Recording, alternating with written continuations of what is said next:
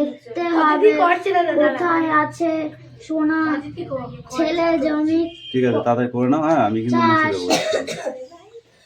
ছেলে জমি চাষ আবাদ করার কথা ভাবতে পারে না।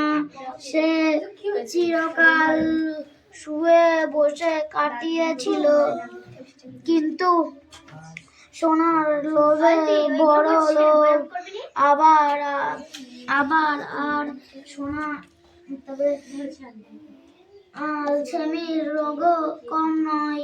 তাই সকাল উঠে সে কেবল গড়িমসি করে বউ যখন মনে করিয়ে দেয় সোনা মনে করিয়ে দেয় এইটুকু, তাই তো? এইটুকু পড়ো। মনে করিয়ে ওটার নাম হচ্ছে শক্তি সোনা। শোনাই বল। মনে করিয়ে দেয়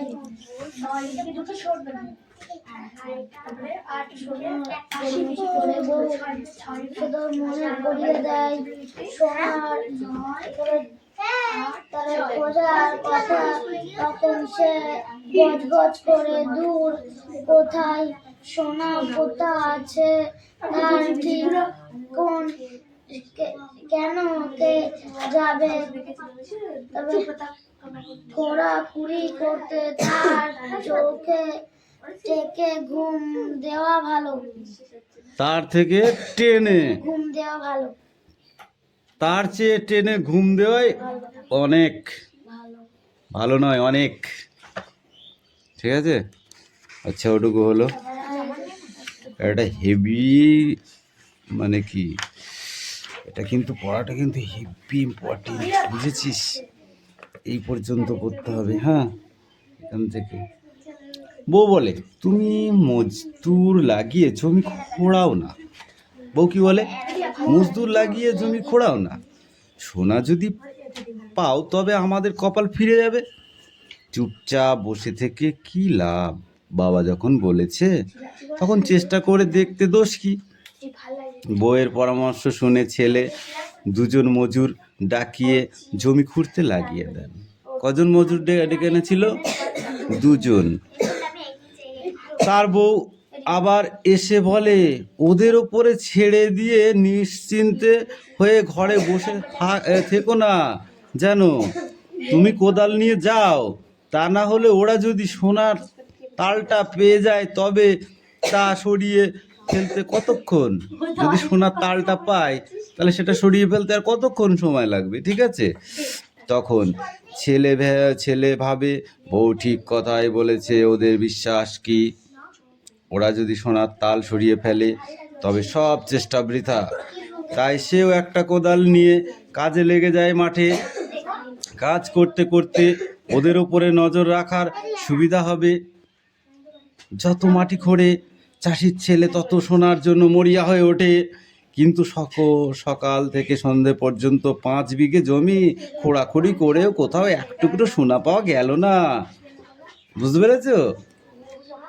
দানা কিছুই নেই, মিছি আমায় খাটিয়ে মারলে। বউ হেসে বললে কিন্তু দেখো জমিটা এখন ঠিক চাষ করার মতোই হয়েছে। ছেলে তার বউয়ের মুখের দিকে তাকালো। বউ বললে আর কদিন পরেই বর্ষা নামবে। এই তো বীজ বোনার সময়, বাবা প্রতি বছর এই সময় জমিতে ধান চাষ করতেন, কি সুন্দর ফসল হতো।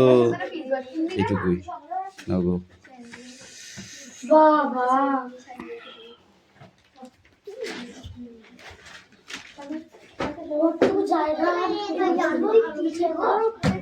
মিটি সামনের দিকে আগে আয়।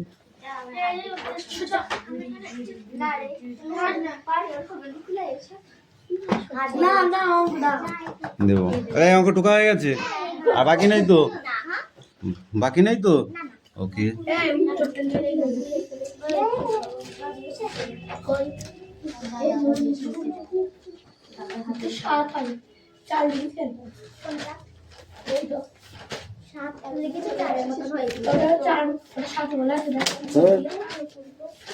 শুধু পড়াই কাজে, কিচ্ছু না।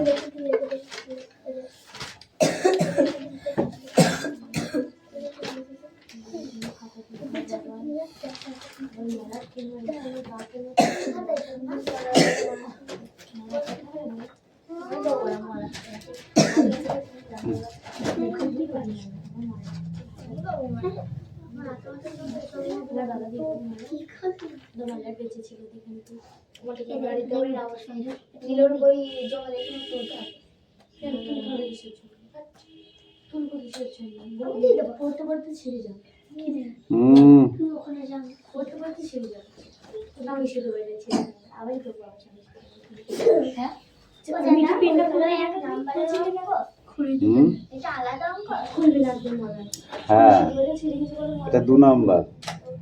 পড়বে সব মনে খুলে দিয়ে তারপরে আমি শেষ করতে চাই মনে জন্য চাপে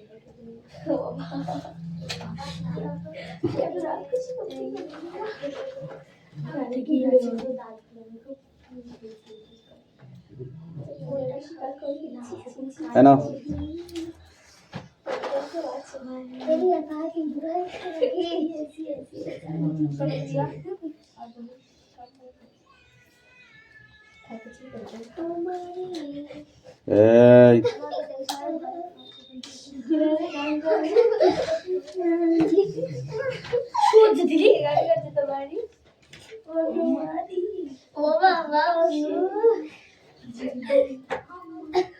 পড়েছে না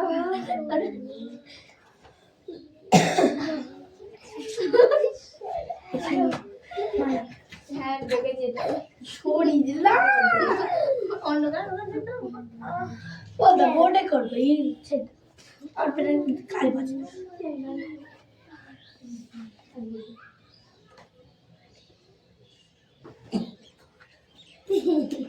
না করে ফেলো তাড়াতাড়ি করো। বাড়ির কাজ দুই আর তিন বাড়ির কাজ দাদা হ্যাঁ দাদা বাড়ির কাজ আমার পেটে তাড়াতাড়ি করতে বলেছি। আবার পেলে তা পড়তে না তোমার পেনে দাগ পড়বে কি করে? তুমি ফাঁকিবাজ। হ্যাঁ তুমি হচ্ছে ফাঁকিবাজ। তোমার পেনে দাগ পড়ে? দে দিদি আমার কোনো কিছু না আমার কোনো কিছু না আছে ওই আমি পারি না পাতাতে বলেছি অঙ্কগুলো।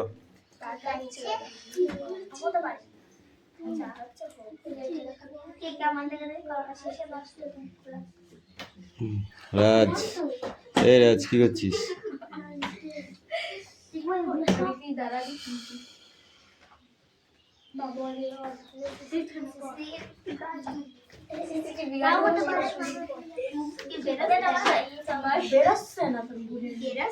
মার খাইবি? খাইবি? মার খাইবি?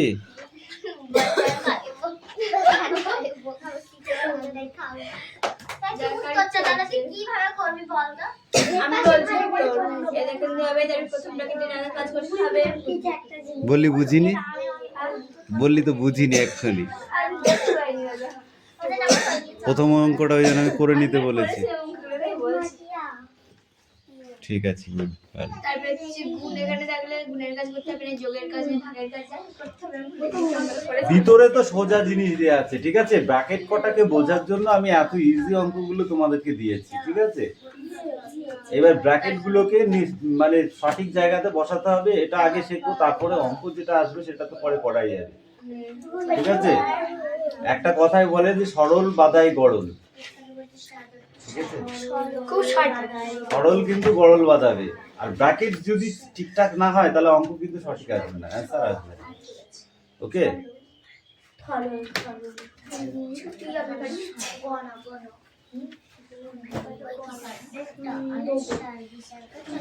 আচ্ছা তুমি বলো দেখি, ত্রিকোণ বিশিষ্ট চিত্রকে কি বলা হয়? কেউ বলবি না। ত্রিকোণ বিশিষ্ট চিত্রকে কি বলা হয়? বল। ত্রিভুজ। একটি রেখা বিশিষ্ট চিত্রকে কি বলা হয় তুই বল? একটি রেখা মানে একটা দাগ, ঠিক আছে? সেই রেখাটাকে আমরা জ্যামিতিক ভাষায় যে চিত্রটি পাই সেটিকে কি বলে? সরল কি? দুটি সরলরেখা যদি পাশাপাশি সমানভাবে চলতে থাকে তাহলে সেই সরল মানে সেই চিত্রটিকে কি বলে?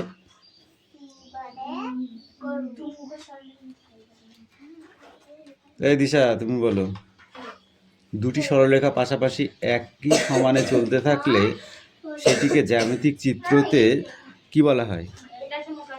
বাহ, এই তুমি বলো। সমরেখা সরলরেখা সমদ্বিবাহু সরলরেখা। আচ্ছা, চারটি রেখা বিশিষ্ট একটি জ্যামিতিক চিত্রকে বল, চারটি রেখা বিশিষ্ট একটি জ্যামিতিক চিত্রকে কি বলা হয়?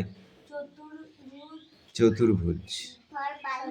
তুমি বলো দেখি, যে চতুর্ভুজের দুটি বাহু সর্বদা সমান হয় তাকে কি বলে?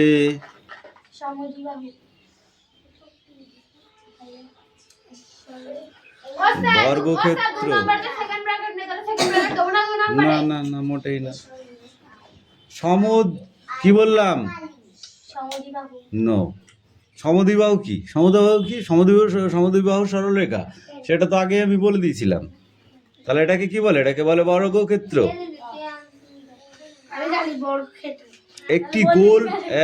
একটি গোলাকার জ্যামিতিক চিত্রকে কি বলা হয় বলো?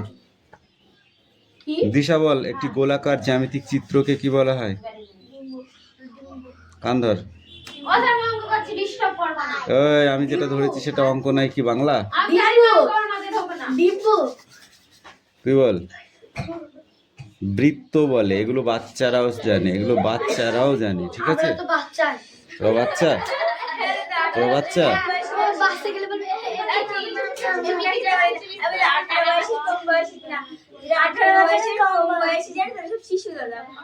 হ্যাঁ, তোরা শিশু, ঠিক আছে, তোরা শিশু, ঠিক আছে, বাচ্চা তো নয়, অত সোজা নয়। 7 বছর পার হয়ে গেলেই, ঠিক আছে, সে শিশু হয়ে যায়, সে তখন আর বাচ্চা থাকে না। 1 থেকে 7 বছর বয়স পর্যন্ত সে বাচ্চা থাকে, জানিস তো? বলছিস কেন? তোদের এখন পিটানোর দরকার। বকবা না, শিশু নয়, নাবালিকা। ইয়েস,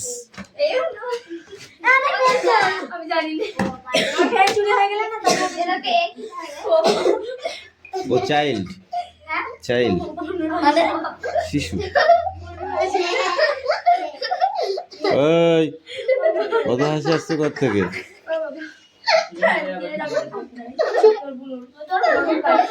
পাতানো হয়ে গেছে অঙ্কগুলো? আচ্ছা, একটা কথা বল দেখি, তোদের ভর্তি কবে? সোমবার। গুড। এবার আগামী দিন, হ্যাঁ, তোদের রেজাল্টগুলো সব নিয়ে আসবি, দেখবো। তোমার মাথায় কিল মারবো আমি।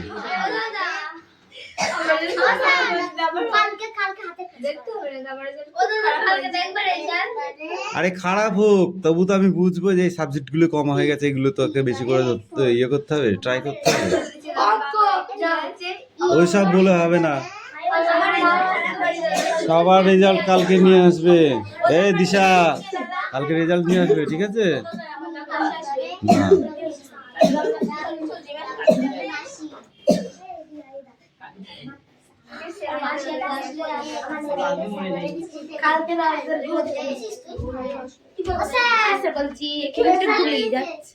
কোথায় গুলি যাচ্ছে?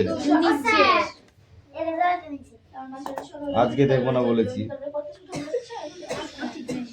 এখানে কি আছে তাই তো গুলিয়ে যাচ্ছে?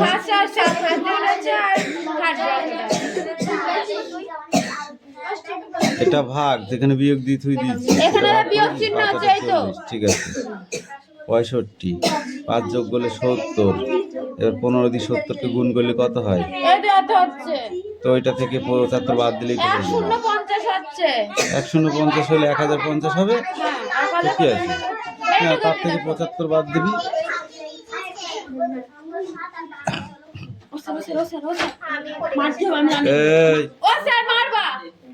তোকে মারবো, বললাম তো, এবার তোকে পিটবো আমি। মানুষের ভালো করতেও নেই, মোটেই ভালো করবি না, যে ভালো করবে সে খারাপ। ওটা হয়েছে। পেন বলার জন্য দাঁড়িয়ে থাকবি বলে এই তো তুই নিয়ে এসছিস কালকে